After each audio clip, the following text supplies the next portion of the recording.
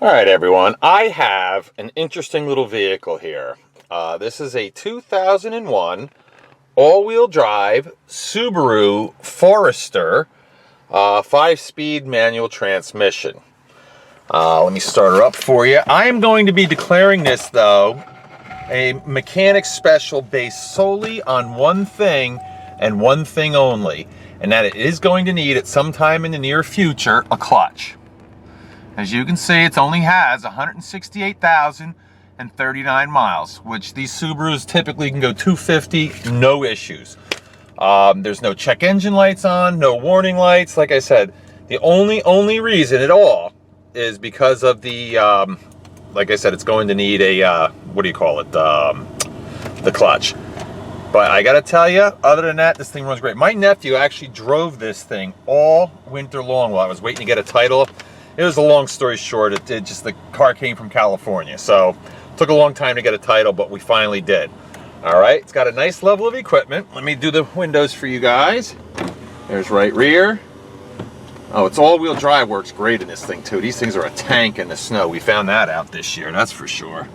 There's your left rear. And of course the all-important auto down driver window. And let's do the mirrors. There's your left one, no problems. Right one, no problem. I can tell you right now, it's actually freezing me out of the car. The air conditioner works, no problem. Radio, let's see. Got Houston, you got Atlanta, about to get kicked to the curb. Yep, that works fine. It's got a compact disc player from Subaru. Oh, let's see. Oh, it looks like, yeah, your overhead clock here doesn't appear to be working. Again, minor issue. Cruise control, power door locks. I mean, and it's in pretty darn nice shape. You know, for what it is, it's really a great little car. You're going to see there's a little bit of damage on the outside. But again, I'm going to be selling this car so darn cheap that that's not really even going to matter to anybody. If you're clever with tools, you can put a clutch in this thing. You're going to get a really nice, really cheap all-wheel drive wagon for very, very little money. All right, let's check with my handy dandy tire gauge here. Let's see what our tire tread says. Looks like about 7 to 8 30-seconds of tread, which means it's way more than halfway. Typical tires like this are about 12-30 seconds when they're brand new. All right, let's check this rear one. Looks like a matcher. And that one is full on about 9-30 seconds. Nice. Come around to this side. And let's see, oh yeah, another matching tire. I like that, that's a good sign. Let's see if I can do this right. And this one is about 7-30 seconds. And the right front, and it's another matcher. Very nice. And that one's got about 7-30 seconds. So yeah, it's got pretty darn good tires, way over halfway on the tread. It's got the Subaru steel wheels, as you can see. Right front fender, very nice, very clean, no scratches, no dings. Maybe a tiny little ding right there. Sorry about the pollen on this thing. It's funny, with this color of car, the pollen actually matches the car, so it's not that bad. But if I don't get these videos in, like literally within an hour of cleaning the car, this is what happens. Here's the worst part on the car. You may want to get a door for it. It's up to you. And the quarter panel's got a little smash in it right there, but that's the worst of the body right there. You do your roof. It's got a full roof rack with the crossbars, as you can see. Again, I understand this thing has all these issues, so that's why the price is going to be commensurate with the condition of the car. Walk around here. There's the unlock. All right, here's your driver's area. It looks like that lid could be replaced. That's probably about 10 bucks at the junkyard. The seats are in decent shape. Got a little wear and tear right here. A couple little stains and stuff, but not too bad. Overall, here's your door jamb. This is driver's side we're doing. I'm going to do the door itself. You can see that's pretty darn nice. All right, we'll come around to this side. Here's your back seat. Again, a little bit of staining, but other than that, not bad. Probably some dry cleaning fluid. You could lift those stains right out. It's unfortunate, but I've actually run out of dry cleaning fluid. There's your headliner.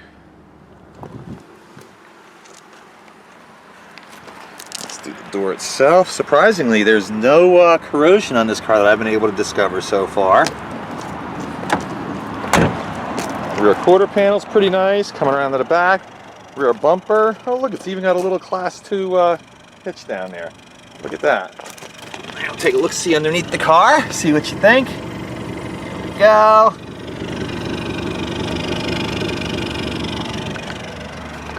There's your rear area. It's got the Subaru mat. You know, that covers a lot right there. It's got the rear fold-down seat, as you can see, split fold-down seat. So there's actually quite a bit of room to load stuff into this vehicle. There you go. Looks like it's missing this, I think a piece goes along here. I think, I'm not sure. Whatever. It's got the little spoiler thingy in the back. Alright, well that's good news. This door opens exactly as it should, so that's a good sign.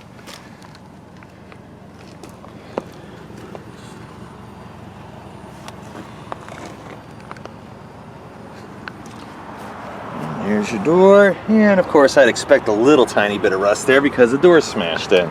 So, you know, like I said, if you want, put a door skin in, have somebody fill in, you know, pound that out, that's up to you. It's probably about a $600 to $800 repair. I, quite frankly, don't feel it's worth doing. Since the door operates, I would just leave it be, but that's up to you. Everybody's different. I just know I'm not going to do it. There's your passenger side. This seat's in very, very nice condition.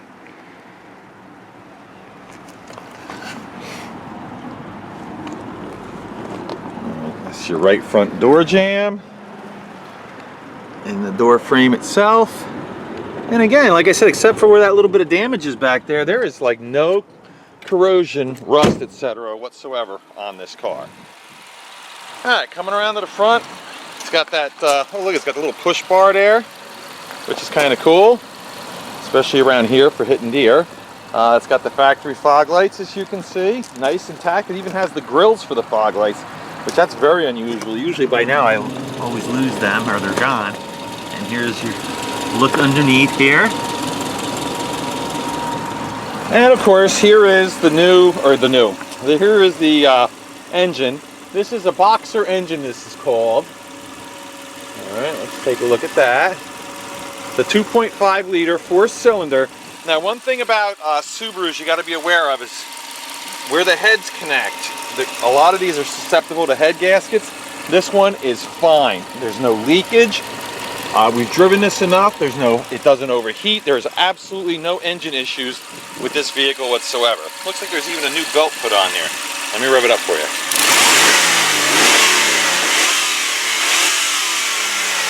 Now, you don't have to be a mechanic to know that that sounds great. There's no valve train noise. There's no high rev knock.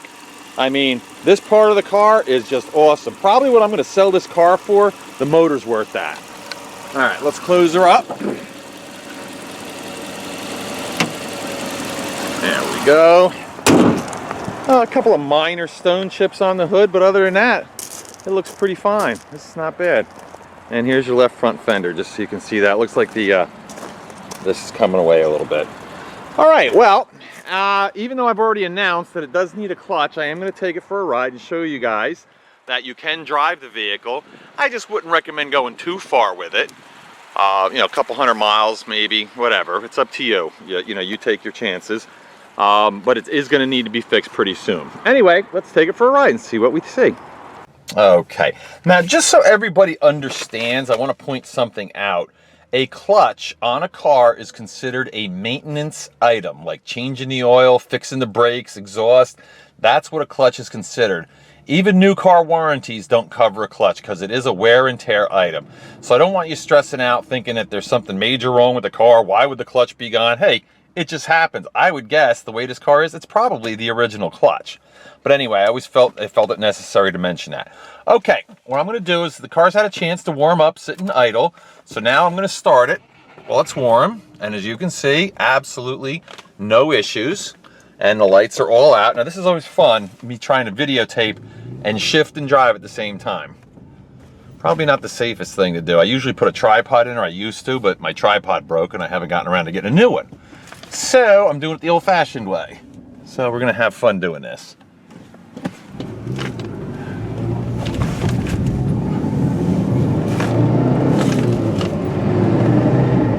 Yeah, so you can hear the clutch slipping.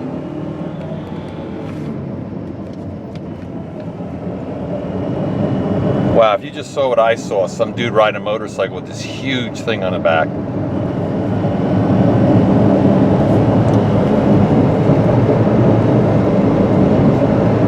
All right, I do hear a bearing noise in the back of the car. It does change when you swerve the wheel. So yeah, I'm gonna guess this probably is gonna need a wheel bearing. Well, you can see I can get it right up to 60 miles an hour in fourth gear, so. Slight brake pulsation, not that bad. Brakes seem to feel fine, and it certainly doesn't swerve, but again, since a lot of my folks that buy cars from me come from a long distance away, any little thing that I can notice and point out, I feel is helpful to them. So even if it hurts me, I'm gonna tell you about what I can feel in the car. Yeah, if you drive this car nice and smooth and easy, like I said, I don't think you'll have any trouble. You know, you can get it up to highway speeds. There you go, see, no problem there. All right, what I'm gonna do next is a brake test. And basically what that is gonna consist of is pulling into this vacant lot across the street from my place, let go of the steering wheel and slam on the brakes and see what happens. I'll try to describe to you how they feel, but about the only thing you can do is keep your eyes on the steering wheel and make sure it doesn't swing wildly to the right or to the left to indicate a brake balance issue. All right, here we go. Pull into the lot here. I'll pull the camera back. Hands off and, oh, that's good. All right, I'm pleased to see that. The vehicle, now I don't know if you noticed, but the steering wheel jiggled a little bit. It's supposed to. This car does have the anti-lock brakes, so that's cool. All right, and they do work. All right, what I'm gonna do is I'm gonna show you guys, hopefully, that the all-wheel drive works, which I know it does, but I like to demonstrate it as best I can. And the way I do that is I'm gonna pull right here. You guys can see, this is like about a 20 to 25 degree uphill slope, okay? And what I'm gonna do, I'll roll the window down, is I'm gonna take off. Now, if this were a rear wheel drive vehicle or a front wheel drive vehicle, and I did what I'm about to do, all the car would do is spit gravel out of the wheels and probably not go anywhere. You're gonna hear a little bit of gravel spitting because that's just the way four-wheel drive or all-wheel drive works, actually, but you'll see we'll go right up the hill. So here we go. Actually, not even that much gravel came out, so that's awesome. All right, cool. So yeah, the all-wheel drive definitely works, and it works just fine. All right, let me do a little recap for you guys. This is a 2001 Subaru Forester wagon, all-wheel drive, 168,041 miles. I'm declaring it a mechanic special for the following reasons. A, it's gonna need a clutch. Like I said, that's maintenance, but I feel compelled, I gotta tell you. B, I believe I hear a bearing noise in the rear of the car. Again, these aren't major issues, but it's things I really feel necessary to tell you about. You know, so as far as that, the motor runs fantastic. This thing, like I said, my nephew drove it all winter long. I mean, some bitter, bitter, bitter cold, snowy days, and this car has always, always, always started. So as you can see, engine-wise, it's fine. Transmission-wise, it's fine. Like I said, it's just going to need a little bit of TLC. And as I've already shown you, and I'm going to show you again, it's got that little hit in the back. From this side, it looks fantastic, though, right? It's got a little spot there on the tailgate, a little dent, rust.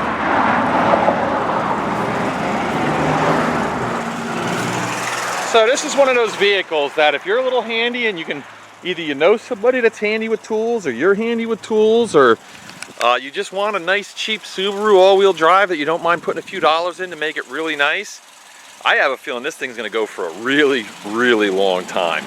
But anyway, if you need that kind of a vehicle and you like a stick shift, you like the good gas mileage, this would be the one for you. Thanks.